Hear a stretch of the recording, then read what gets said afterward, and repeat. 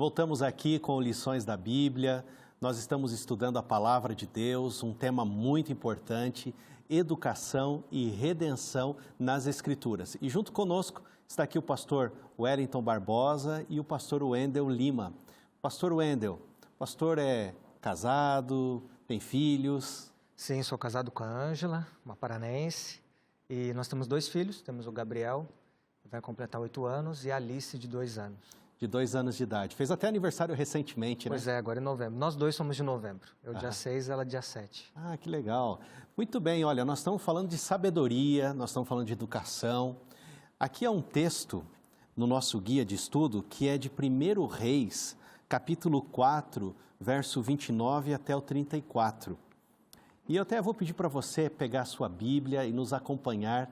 A gente precisa abrir a Bíblia agora e lembrar um pouquinho sobre a importância da sabedoria. Pastor Wellington, o que 1 Reis 4, 29 a 34 revela para nós sobre a importância da sabedoria? 1 Reis capítulo 4 fala a respeito da sabedoria de Salomão. E Salomão é considerado o personagem da Bíblia mais sábio, é o rei mais sábio, aquele que teve a oportunidade de pedir o que quisesse e pediu a Deus sabedoria. E o texto fala que Deus deu a Salomão sabedoria e grandíssimo entendimento e larga inteligência como a areia que está na praia do mar. Ele era sábio a ponto de escrever provérbios, mais de 3.000 provérbios, cânticos, discorreu sobre plantas, então ele sabia de botânica, ele conhecia a respeito da fauna, ele conhecia da flora, ele tinha um conhecimento vasto, né? E aí, quando eu olho para Salomão, eu gosto muito de pensar em Salomão, não somente sobre essa perspectiva da sabedoria que ele recebeu, da capacidade intelectual que Deus deu a ele. Porque aqui nós temos muito o aspecto da intelectualidade, a capacidade de fazer conexões, análises. É isso que nós estamos vendo aqui, a composição, a criação, né? Mas eu gosto de pensar no aspecto da sabedoria quando aplicada à vida. E aí eu vejo Salomão, o homem mais sábio, escrevendo o livro de Eclesiastes, que é um livro que ele escreve no fim da vida, fazendo um retrospecto, pensando nos acertos, nos erros. E aí eu começo a pensar na importância do que é a sabedoria na minha vida, né? Essa capacidade de enxergar a vida sob a revelação, sob a perspectiva da revelação divina e agir em função dessa revelação é o que é a verdadeira sabedoria. E talvez esse é o ponto em que muitas pessoas desconheçam ou procurem deliberadamente ignorar. Não tem que ver com o tanto que você conhece, não tem que ver com a sua capacidade intelectual, com a sua inteligência, tem que ver com aquilo que vem do alto, o discernimento que vem do alto, para compreender o mundo ao redor, à luz do que Deus revelou nas Escrituras e agir em função dessas Escrituras, dessa revelação. Isso é ser sábio. Interessante isso, né? Porque a gente olha hoje, a gente está vivendo na época do conhecimento. E tem muito conhecimento, as crianças de hoje já têm mais conhecimento do que adultos nos anos 50, 60. Muito conhecimento. Agora, a sabedoria é diferente de conhecimento. Estava até olhando um professor apresentando uma palestra e ele usou um exemplo que eu achei muito interessante sobre conhecimento e sabedoria. Ele falou assim que o conhecimento te leva a correr muito rápido 100 metros rasos. Para quem gosta de corrida, não é muito meu caso, né? Mas é o seguinte, 100 metros rasos o conhecimento te leva, mas a sabedoria te leva a uma maratona. Você consegue correr 25 quilômetros, porque a sabedoria te leva mais longe. E quando Salomão escreveu aqui o livro de Provérbios, né? Ele era rei já, Deus tinha dado para ele esse dom da sabedoria, como você mencionou, e é interessante que ele escreve milhares de provérbios, mas ele coloca toda a sabedoria para uma vida prática. Eu estudei um pouco o livro de Provérbios e eu lembro, nos estudos que fiz, que o livro de Provérbios era um rei sábio dando conselhos para que o seu povo prosperasse. Porque a sabedoria faz com que todos prosperem. E até as escrituras dizem, né? Se alguém tem falta de sabedoria, quem dos dois completa aí?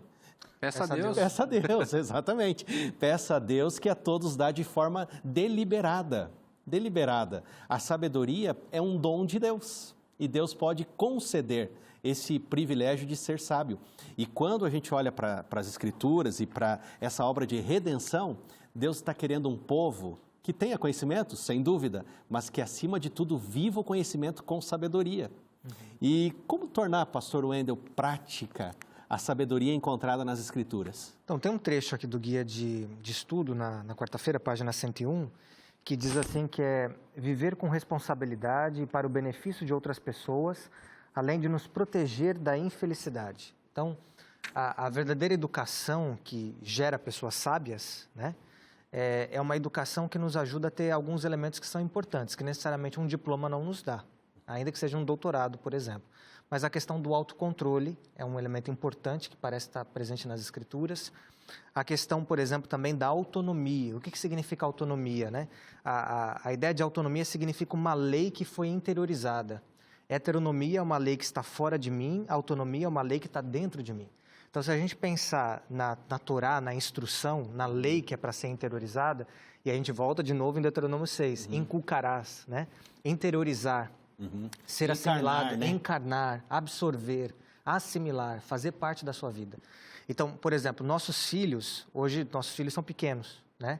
Mas amanhã eles sairão de casa, estarão longe de nós e tomarão suas decisões por si mesmos. Eles vão estar em circunstâncias em que eles não ouvirão a minha voz como pai. Mas, se os valores que nós ensinamos em casa forem interiorizados, de alguma maneira a minha voz vai estar com eles, ainda que eles não a escutem, mas porque ela foi interiorizada. Essa ideia bíblica de autonomia, de interiorização, é exatamente isso. A lei de Deus, que é o melhor caminho para a gente viver, que nos protege da infelicidade, que nos conduz para o caminho da felicidade, é essa orientação que a gente coloca dentro da gente, que não só está fora da gente, não é algo que é por pressão, que funciona no mecanismo de barganha ou de punição e recompensa, mas é algo que a gente interiorizou e quando a gente está diante de um dilema e tem que tomar uma decisão, esse valor vem à tona e nos oferece meio que aquela voz dizendo assim, este é o caminho, andai por ele, né? Então, aí acho que isso tem que ver com a sabedoria, que é essa capacidade desse discernimento, né, de saber navegar pela vida, ter esse jogo de cintura, de fazer a leitura do contexto e saber quais são as melhores decisões que você tem que tomar. Um exemplo disso, a gente pode olhar de volta na Bíblia, porque esse é o princípio da educação, né? Ensinar a criança, ensinar os filhos a andar no caminho.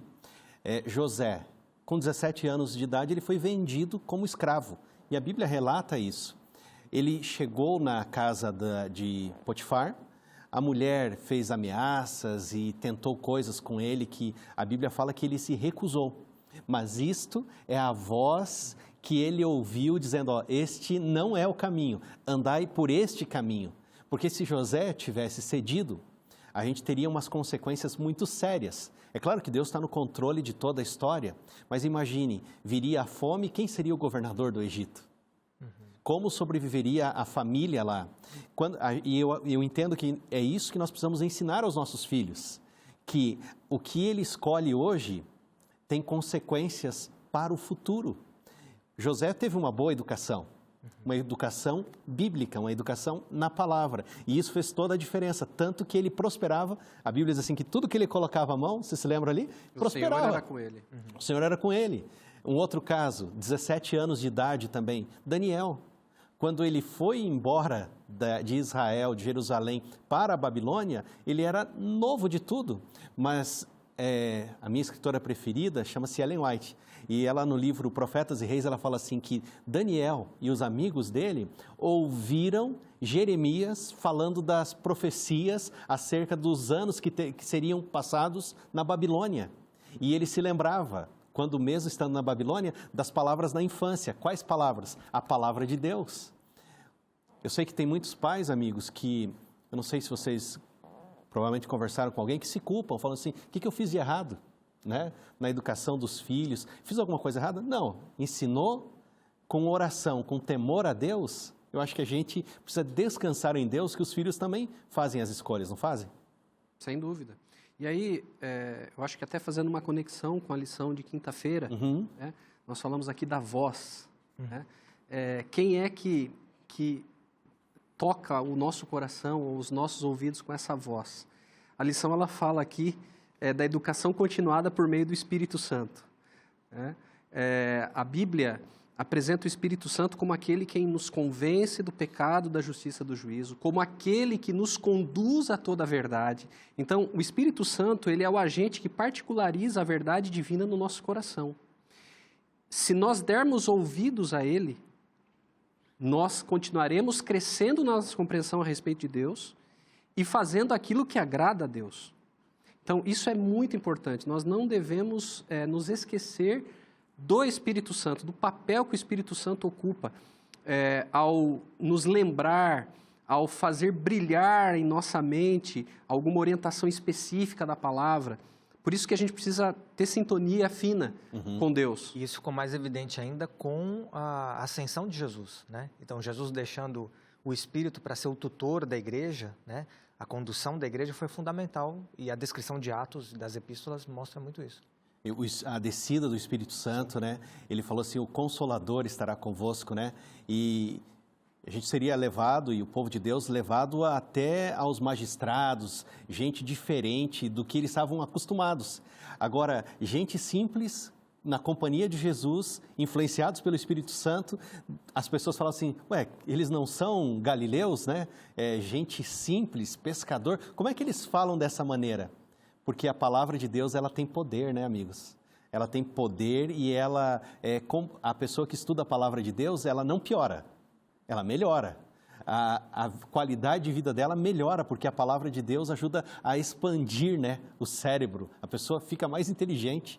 E olhando aqui, a gente falando aqui do Paracletos, né, o Consolador, o chamado para estar ao lado, há um texto, pastor Wendel, em 1 Coríntios, capítulo 2, o verso 1 até o verso 16, que aqui o nosso guia menciona, e a pergunta é assim, segundo Paulo, o que é tão importante no contexto da educação? Sim, esse é um texto que talvez a gente olhando num primeiro momento, pode parecer que Paulo abriu mão de todo o conhecimento filosófico que ele tinha da cultura greco-romana e para os coríntios decidiu pregar apenas o Evangelho e o Cristo crucificado. Essa é a impressão que nós temos, mas há muita análise sobre esse texto, talvez uma das possibilidades é que Paulo estava abrindo mão da retórica tradicional que se esperava e no caso dos coríntios ele foi direto para a mensagem central do Evangelho. Vamos lembrar que em outras abordagens de Paulo, inclusive em Atenas, quando ele esteve no Areópago, ele usou de outro caminho, né? Ele começa falando dos poetas gregos e depois introduz então a narrativa. Epicuro, né? Exatamente, aí cita a questão do Evangelho. O fato é que, se a gente olhar para todo o ministério de Paulo e para a complexidade dos seus escritos, para a sofisticação do pensamento de Paulo, se a gente pensar na carta aos Romanos, o texto de outras epístolas, a gente vai ver que Paulo realmente tinha esses recursos. Então, aqui não é um chamado, vamos dizer assim, não é um conselho bíblico para nós sermos menos instruídos. Não há uma virtude na ignorância no sentido de ignorância como falta de conhecimento.